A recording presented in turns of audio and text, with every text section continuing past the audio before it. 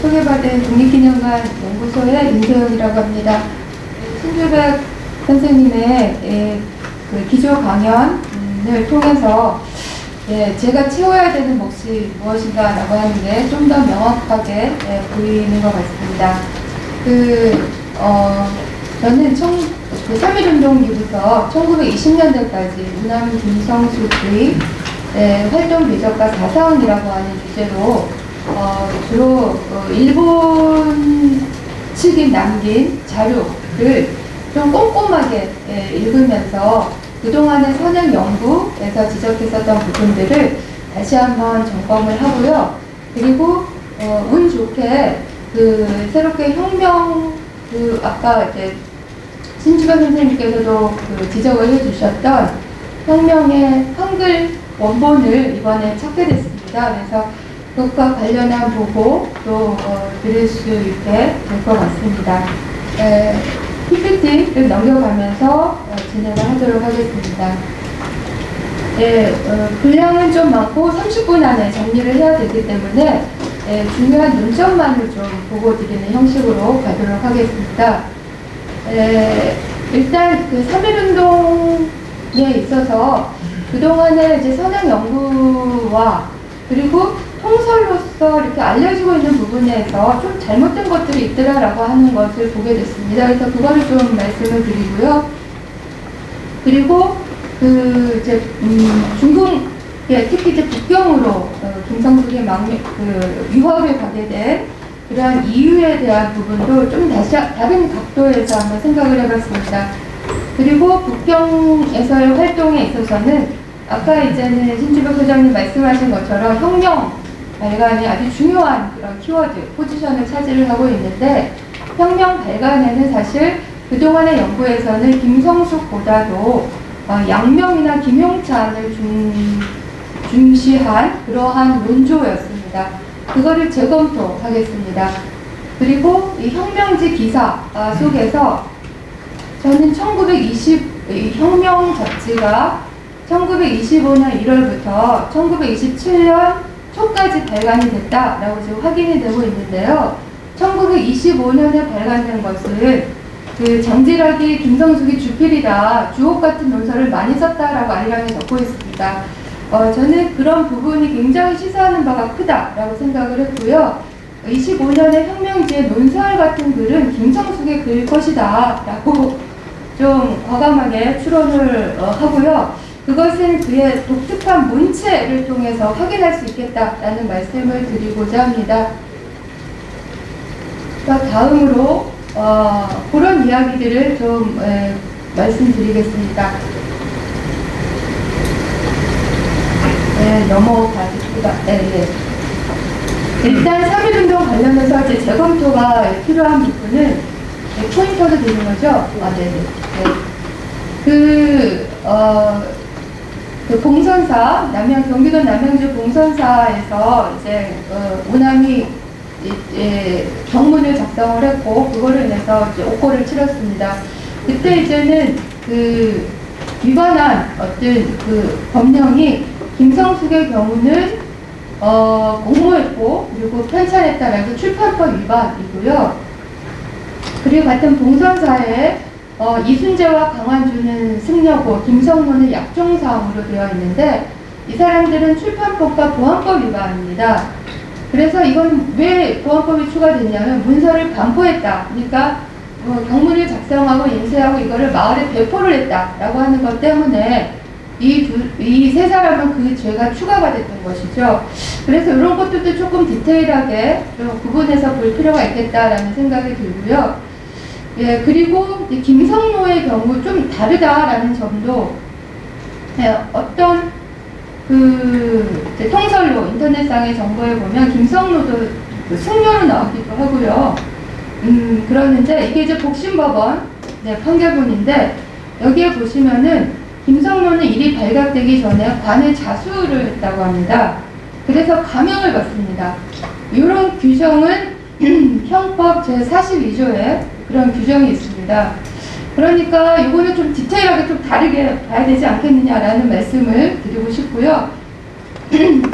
그리고 김성숙의 추록일 1920년 4월 28일인데요. 이에 대해서 이제 김성숙은 혁명가들의 그 회상에서 뭐라고 얘기를 하냐면 천정적 특사를 자기가 나왔다라고 이야기를 했습니다. 그래서 그 종래 연구에서는 그 말을 그대로 받아가지고 천정적 특사로 나왔다. 그러니까 이거에서의 천정적 특사라고 하는 것은 우리가 윤봉길 일거 때문에 4월 29일이 일왕, 소와 일왕의 그 생일이다라는 것을 알고 있습니다. 그래서 그거다라고 판단을 그냥 해버리신 거예요. 그런데 그렇지 않습니다. 이거는 1920년에 소와 일왕이 당연히 없고, 이 대정시대니까요. 칠령 120호가 영친왕 이은이 그 사실은 전해에 결혼식을 하려고 하다가 고종이 급서하는 바람에 1년이 미뤄져서 1920년 4월 28일에 일본에서 결혼식을 올립니다. 그 특사로 이제 그 김성숙 등 강환주 등이 이때 추록을 하게 된다라고 하는 부분, 요거는 이제 김성숙을 연구하는 데 있어서 정정이 필요할 것 같아서 일부러 말씀을 드렸습니다. 죄송합니다.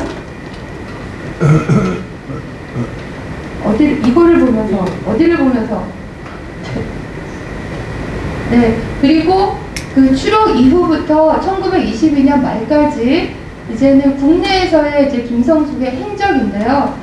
저는 이 부분에서 요거에 대해서는 기존의 연구에서도 언급들을 하고 계시지만 중요한 부분은 이미 사회주의로 이때 경도됐다라고 저는 보게 됐습니다.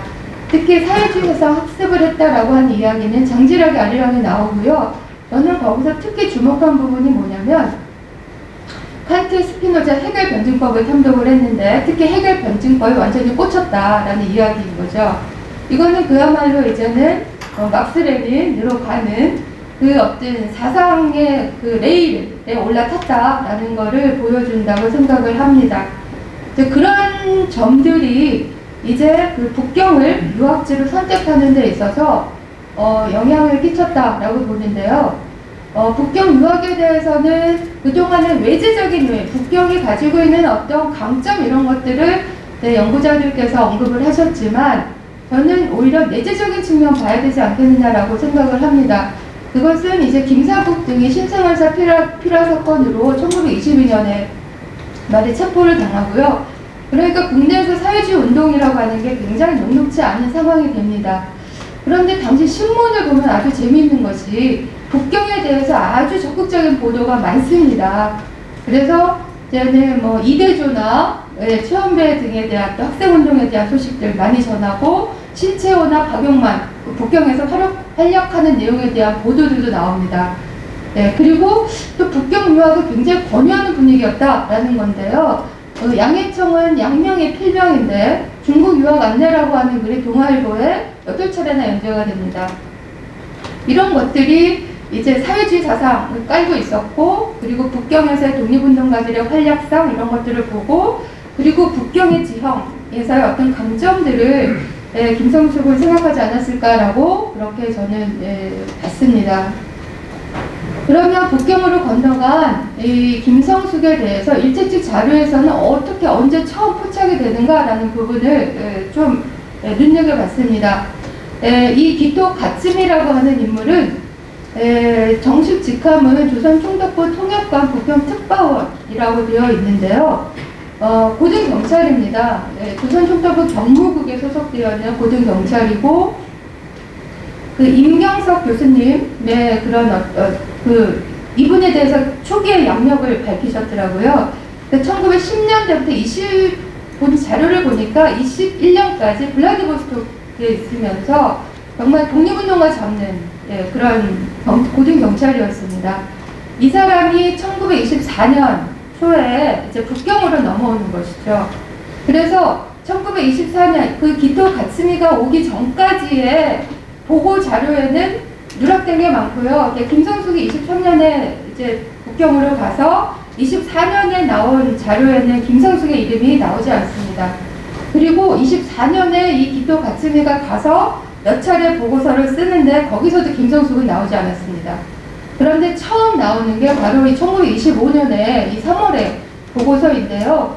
이 안에는 김성숙뿐 아니라 불교 유학생의 그리고 혁명에 대한 소개까지 나오고 있습니다. 그러니까는 뭐 제대로 걸렸다라고 할 수밖에 없는데요.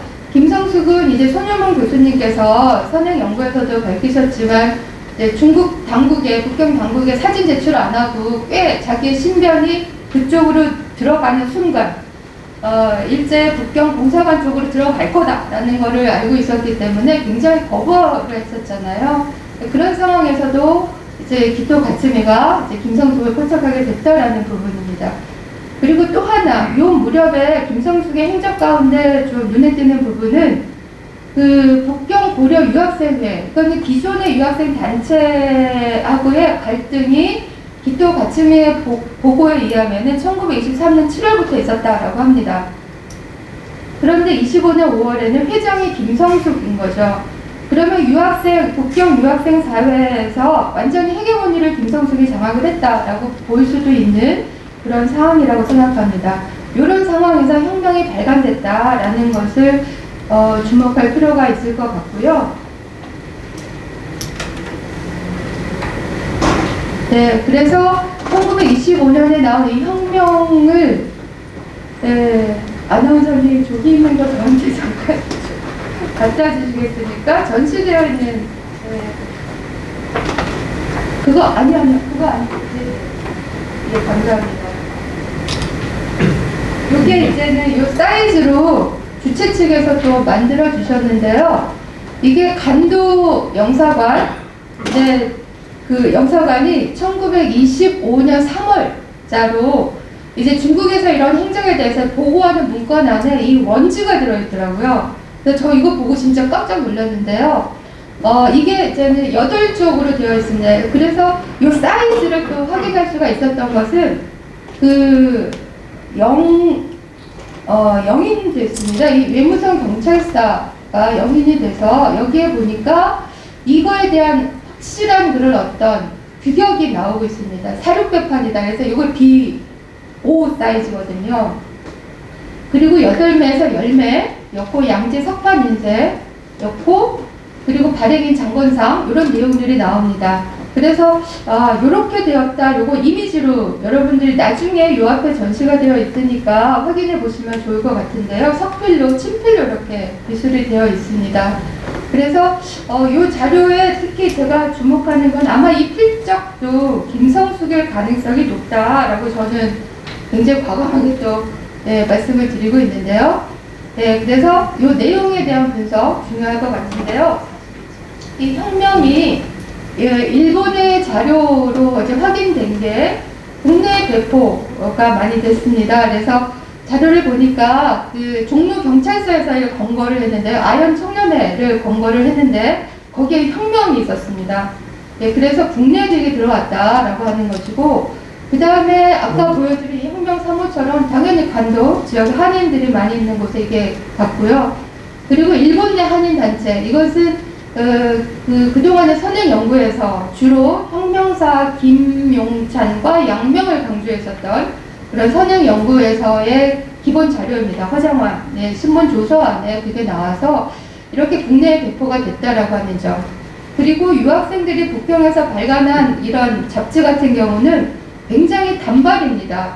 창간호만 나오고 안 나온 것도 많고, 그런데 혁명은 아주 특이하게도 2년이 넘도록 발간이 됐고요. 1925년에는 월 1회였다가 26년에는 월 2회가 됩니다. 그리고 이 종이가 양지거든요. 네, 종이 질도 좋습니다. 그러니까 이게 뭔가 자금 지원이 없이 이게 가능했을까? 라고 하는 어떤 의문을 갖게 되는데, 그러나 이제는 그 김성숙의 회고나 이런 데에는 자금 지원 그런 이야기 없습니다. 다 유학생들을 모아서 돈 모아서 했다. 뭐 이런 이야기 하는데, 이곳에 대해서도 일단 이 혁명이 어떤 그 파급력이라고 하는 것 때문에 일제 당국이 이거를 굉장히 주목했습니다. 그래서 주요한 기사가 있으면 이거를 일본어로 번역을 해서 보고를 해서 그런 것들이 오늘날 남아있어서 연구자들이 활용을 하고 있는데요. 자금 지원은 중국 공산당이 했다라고 하는 것도 있습니다. 이거는 이제 조선 총독부에서 정리를 한 자료인데요. 중국 공산당 최고기관인 북방국학기관이라고 하는 자료에 중국 공산당 안에 청년 조직이 있고 그 안에 이제 혁명 장건상이 장한민이라는 이름으로 나오는데요. 예, 이 혁명을 발간하고 있다라고 하는 내용이 나오고 있습니다. 그리고 또 하나는 외무성 경찰사 30권에 보면 소비에트 노무 러시아 대사관으로부터 월 150원을 지원을 받았다라고 합니다. 그런데 당시에 물가를 이거는 이제 북경고려 유학생회에서 25년 4월 5일자에 동아일보에 실린 어떤 북경 유학을 권유하는 그런 기사였는데요. 여기에 보면 유학생의 1개월 최소 생활비가 25원이라고 되어 있습니다. 그래서 이 150원이라고 하는 돈은 결코 적은 돈은 아니었다. 그러니까 이런 지원을 받았기 때문에 몇천 부씩이나 찍어서 이게 기본적으로는 무료 배포였거든요. 이런 것들을 할 수가 있었고 굉장히 어떤 정력적으로 이 잡지에 대해서 장건상은 공산주의 이론이 굉장히 탄탄했다라고 이야기를 하고 있습니다. 그래서 중요한 이론지, 독립운동의 방향을 대내외에 전파하는 그런 이론지였다라고 라고 그렇게 설명을 드릴 수가 있을 것 같습니다. 죄송합니다. 그래서 혁명 발간의 주체에 대한 문제를 제가 따지고 듣는 이유는 그러면 이 글은 누구의 글인가 라고 하는 것을 좀 더 좁혀볼 필요가 있다라고 생각을 했기 때문입니다. 그래서 저는 제가 주장하고 싶은 건 이게 김용찬 양명이 아니고 중심, 주필, 김성숙의 글이고 그거를 조금 이러한 부분들을 좀 논증을 해보고 싶었습니다. 여러 가지 자료를 근거로 해서요. 그래서 그동안의 연구에서는 마치 혁명사의 구성원이 역할 분담하듯이 서로 한편은 광동에 가서 한편은 조선에 가서 이렇게 활동한 거를 연기해서 활동한 것처럼 그렇게 설명을 하셨는데 과연 그럴까라고 하는 의문을 가졌습니다. 그렇게 생각하는 이유는 먼저 저는 양명의 동선을 살펴봤습니다. 1925년에 26년 사이에 양명은 대부분의 시간을 조선에 있었습니다. 그래서 양명이 과연 혁명의 어떤 필진으로서 영향력을 행사할 수 있었을까라고 하는 게 의문이 들고요. 그리고 이제는 장질하게 말한 주옥 같은 논설 많이 썼다라고 하는 거를 뭔가 실체로서 확인할 수 있는 건 역시 글로서 봐야 되겠다라고 하는 부분이 있고요. 그리고 김영찬의 중국 유학 시기에 대해서도 저는 조금 의문을 제기하고자 합니다. 또한 이제는 이 활동 이후에 김성숙은 1926년에는 광동으로 가게 되고요.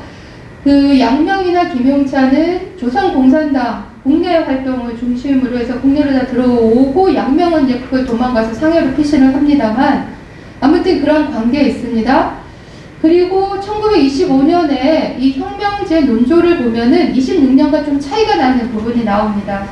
그래서 제 생각 그리고 장건상이 혁명가들의 그 회상에서 이야기한 게 양명이 혁명을 자기 조직에게 넘겨달라고 요청했다. 그래서 그때 양명은 국내 조직을 가지고 있었고 그래서 요청을 수락을 했지만 국내에서는 한 번도 발간되지 않았다는 이야기를 합니다.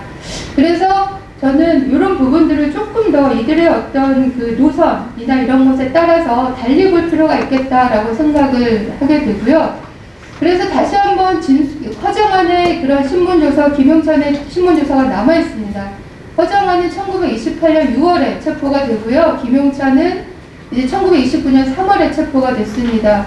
사건은 허정안의 경우는 아예 혁명사 사건으로 되어 있습니다. 그래서 이 자료 때문에 선행 연구에 어떠한 일정한 그런 그 논리가 나오게 됐던 것인데요.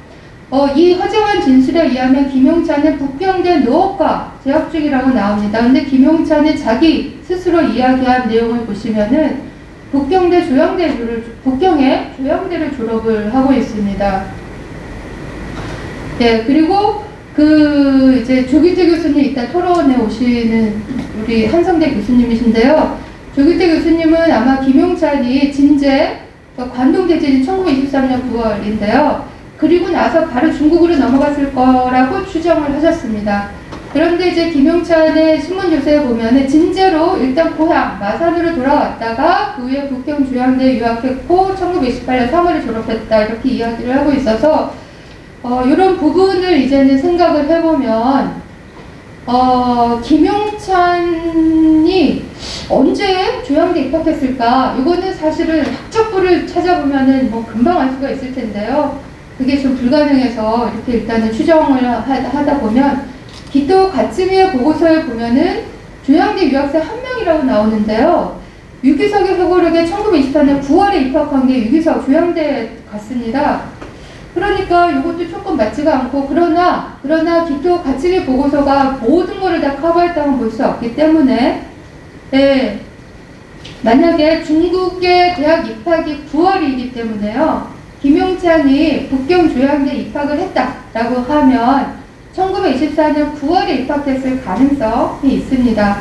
그렇다면은 혁명사, 아까 김성숙 23년에 가서 그동안에 북경에서 활동을 하고, 그리고 25년 초에 이제 혁명을 발간하는 데 있어서, 그리고 김용찬은 또 장지락하고 동갑입니다. 어리죠. 그러니까 김성숙하고는 7살 차이 정도 나고요. 근데 김용찬이 주도적인 역할을 했을 것 같지는 않다라고 하는 건데, 그러나 허정환이 일본에 있었고, 그런 관계상에서 어떤 일본에서 여러 가지 정보를 수집을 하거나 또 배포를 하거나 이런데, 이제 김용찬이 그런 일본의 연락책을 맡아서 혁명 발간에 중요한 기여를 한 거는 사실이지만, 어떤 논설을 작성하거나 이런 거는 아닐 거다라는 생각을 하게 됩니다. 네, 그래서 요거는 좀 넘어가도록 하겠습니다. 예, 넘어가면 안 될 것 같습니다. 왜냐하면 혁명 허정환의 신문 조사를 통해서 알게 된 사실이 이제 뭐냐면, 일본의 일월회하고도 교류를 했다라고 하는 대목입니다. 네, 근데 결국 무산되고 마는데요. 이 시기는 1926년이고, 이거는 이제 김성숙이 광동으로 넘어간 다음의 일이다. 그래서 요 자체로서 혁명사의 활동 내용을 전체 내용으로서 해석하는 것은 좀 문제가 있지 않을까라는 생각을 하고 있습니다. 양명의 활동 궤적에서 중요한 자료는 여러 가지 단서들이 있습니다. 현대평론, 자기가 언제 중국에서 조선으로 갔고, 그리고 다시 중국으로 갔는지에 대한 기록이 나오는데요. 한 25년 6월부터 26년 11월까지 없습니다. 조선에 있었던 거죠. 뭐 그런 것들입니다. 그래서 혁명 발간에 적절히 참여하기에는 부재 기간이 길다라는 그런 말씀을 드리고 싶습니다.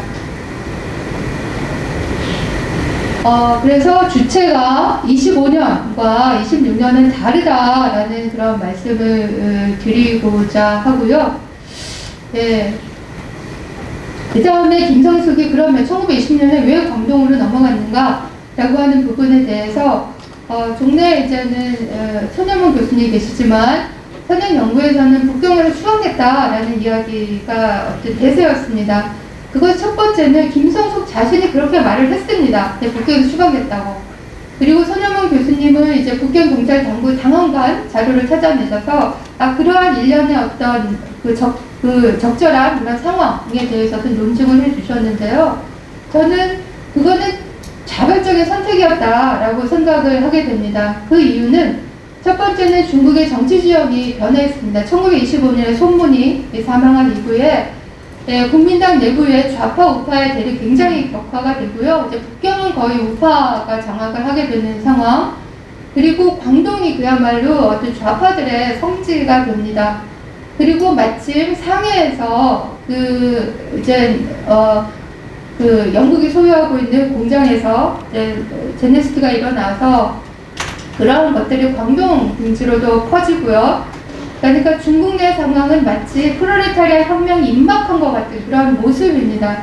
그리고 아시는 것처럼 황포공관학교에 조선인 학생들이만 몰려들고요. 그리고 뭐 김원봉이나 의협단 병인 이용대도 광동으로 이제 본부를 옮깁니다. 근데 이런 상황은 이제 김성숙의 어떤 그 당시에 세상적인 어떤 그 입장에서 봤을 때에 이거 그야말로 이제 광동으로 가지 않을 이유가 없는 것이죠. 그래서 저는 이게 적극적인 선택이었다라고 보는 게 맞다. 그 이후에 광동에서의 김성숙의 활동은 매우 적극적이었기 때문입니다.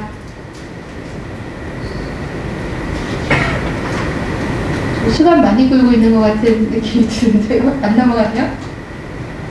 여기를 가야 되는 거죠? 네, 김성숙의 광주에서 활동 궤적 중에서 아까 이제 신주백 선생님께서 잘 파악 안 되는 부분 있다라고 말씀을 하셨는데, 제가 자료를 보다 보니까 조금 그거를 보완할 수 있는 내용들이 나왔습니다. 그게 이제는 1930년에 광동으로 다시 복귀를 해서요, 중산대 일본어 교수를 채우게 됐는데, 이때 야광 일어 연구사라고 하는 일어 학원을 운영했다라고 하는 자료가 있고요. 그리고 1932년, 그러니까 일단 1928년에 중산대 졸업하고 상해 피신했다가 30년에 다시 광동으로 오는 것 같습니다. 그리고 32년에는 한국국민혁명당 전위총무 수립위원회 주최 만국기념일에 참여를 하는데요. 그때 그의 이름은 김숙정입니다. 그래서 김숙정이라는 이름으로 요 무렵의 자료들을 또 막 찾아보면 뭐가 또 나오지 않을까라고 하는 그런 생각을 좀 하게 되고요. 네, 아시는 것처럼 광주 봉기에서는 그는 아주 적극적으로 당 조직 책임자로서 적극적으로 정말 참여를 했습니다. 그래서 김성숙의 사상의 어떤 전환되는 그런 과정에서 본다면 이 1927년의 이 경험이 어마어마한 그런 상처를 남겼을 것이다 라고 보고, 그것이 그 이후에 그의 운동 노선에 많은 영향을 끼치지 않았을까라고 생각을 하게 됩니다. 이 광동에서의 김성숙의 활동을 이제 방증해주는 그런 일본의 자료가 이제 경성지방법원 검사국 문서 안에 들어있는데, 이거는 고려대 검사국 문서 컬렉션 안에 들어있습니다. 그 김성각, 이 중산대학 학생인데, 저 어떤 사람인지 잘 모르지만, 이 김천우, 김홍선, 이제 천도교 쪽의 인물인데요. 보낸 편지 안에 이 광주의 지금 상황은 김성숙하고 장질하게 다 쥐락펴락하고 있다, 이런 것들을 얘기를 하는 내용이 들어있습니다. 그러니까 얼마나 적극적으로 활동을 했는지 그런 부분을 좀 가늠할 수가 있을 것 같고요. 그리고 아까 소개드린 혁명 3호를 통해서 이제는 혁명의 내용 기사, 그래서 왜 그거를 김성숙으로 보는지에 대한 이유도 말씀을 드리겠습니다. 혁명 3호에 있는 일단 필체를 좀 봐주십사 하고 요거를 띄웠는데요. 오른쪽에 거는 64년에 김성숙의 일기의 필체입니다.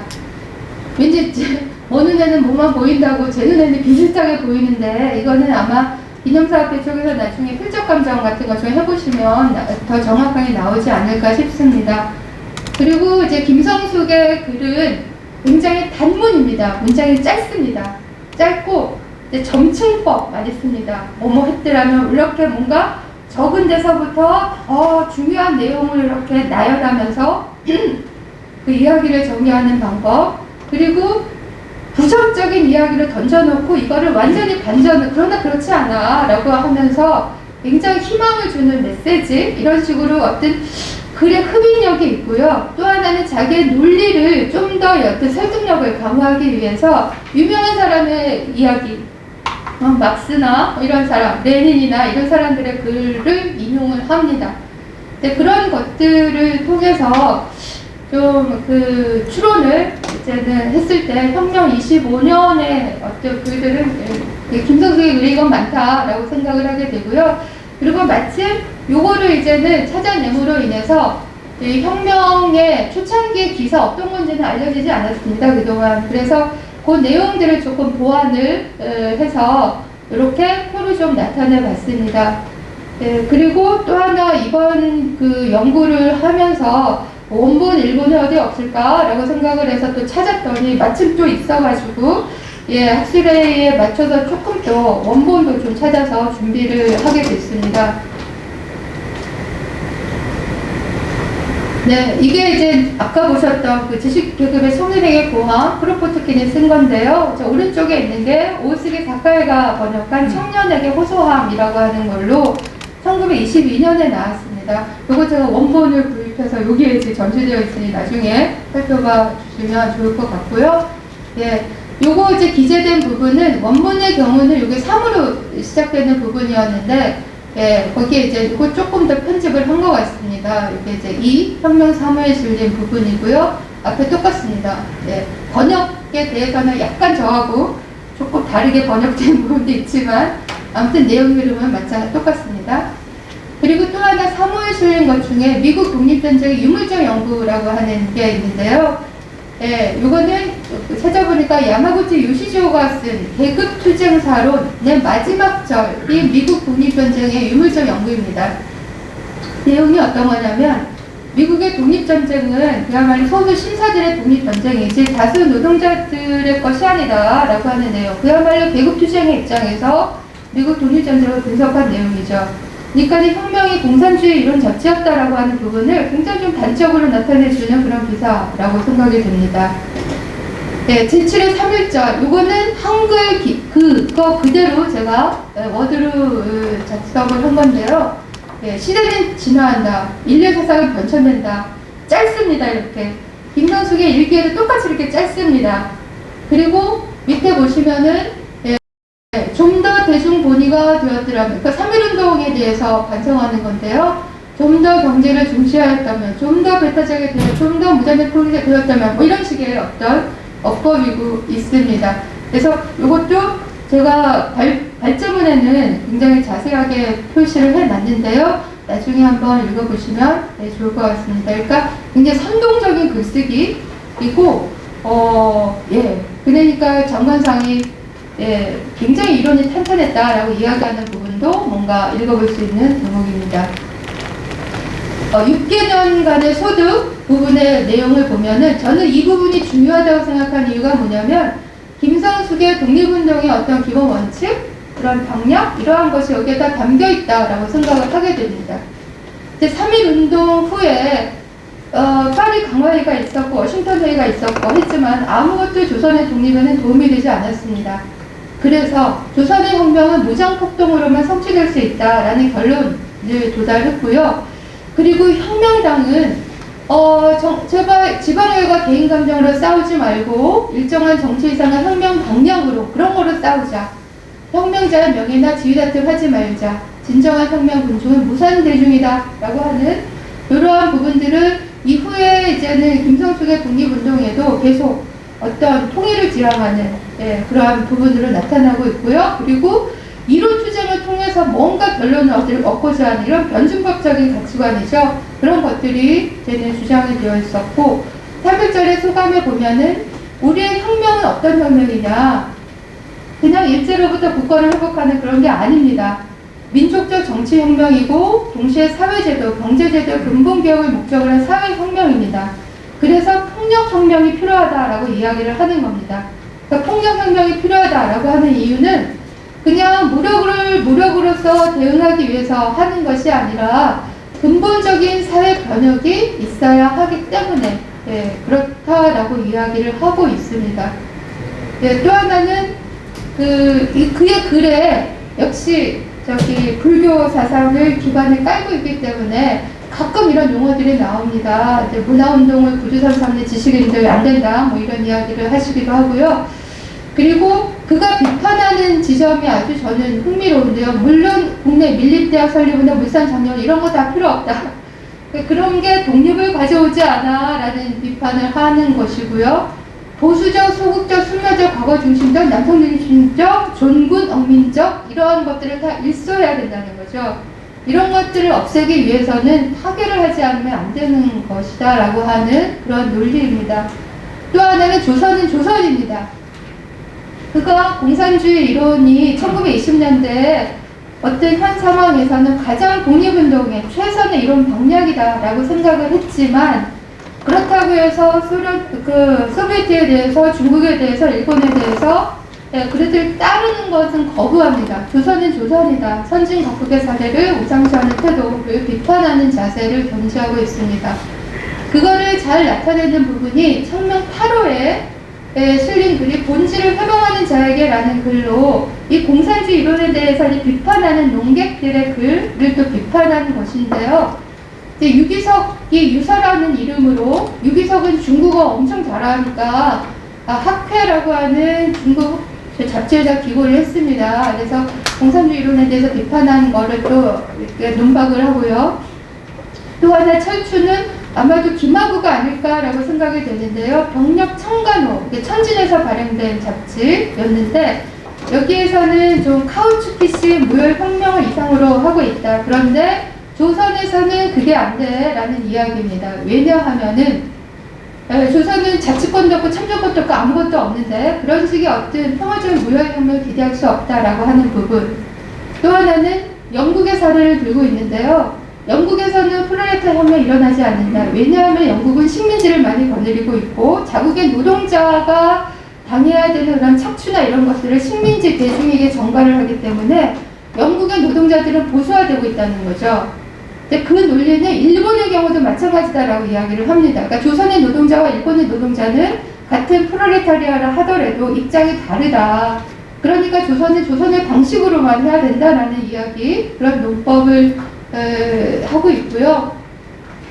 그리고 저는 혁명에서 이제 김성숙의 글의 마지막이 1926년 1월 5일자의 저희 혁명 13호가 아닐까, 이 글이 아닐까라고 생각을 합니다. 중국 혁명과 조선의 관계인데요. 왜 내가 광동으로 가는가? 라는 이야기를, 그런 소회를 암시하고 있는 걸로 그렇게 여겨집니다. 그래서 문제는 뭐냐면 그 중국 혁명의 완성이 동아 혁명이 되고 그게 세계 혁명의 대세를 결정하게 된다라고 하는 부분이죠. 그러니까 지금은 중국 혁명을 도와야 돼라고 하는 것이고, 중국 국민당 중에서도 국민당 좌파, 혁명파와 제휴를 해야 된다. 그게 현재 근무다라고 제창하고 절규한다라고 이렇게 글을 썼습니다.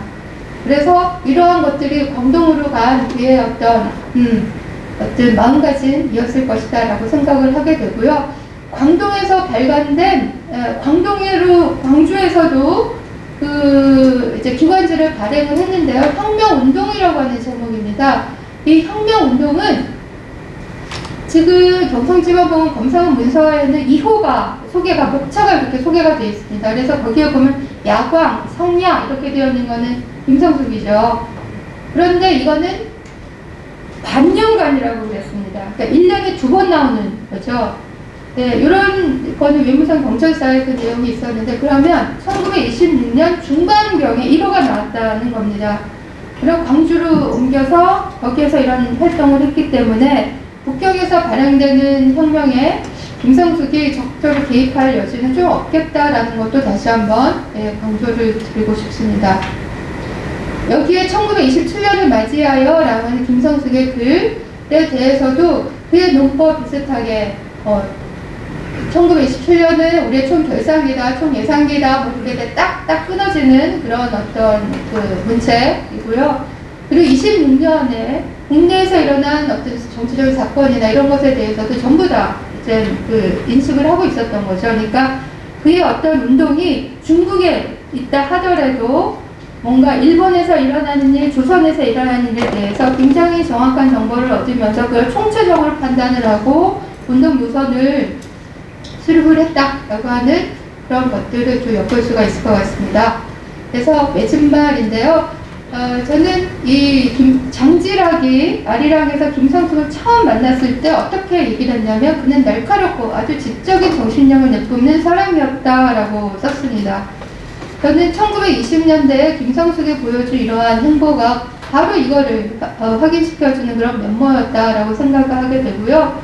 그리고 독립운동의 방법에 있어서 어디까지나 중심축은 우리 조선의 입장에서 해야 된다라는 것을 강조를 했고, 그리고 1920년대 파리 강화에 워싱턴이 다 실패한 그 상황에서 조선이 독립을 이룰 수 있는 것은 무장투쟁밖에 없다. 그래서 중국에서, 그러니까 그가 어떤 김원봉과 제휴를 한 것도 그렇죠. 의열투쟁이 일반적으로 공산주의 운동을 지향하는 자는 의열투쟁을 굉장히 테러리즘이다라고 해서 부정합니다. 그러나 김성숙은 그 방법은 우리가 써야 되는 방법이다라고 주장을 합니다. 중국에서 계속 그런 어떤 무장투쟁을 할 수 있는 전사들을 양성하고, 그래서 또 조선으로 보내고 해야 된다는 이야기를 하고 있죠.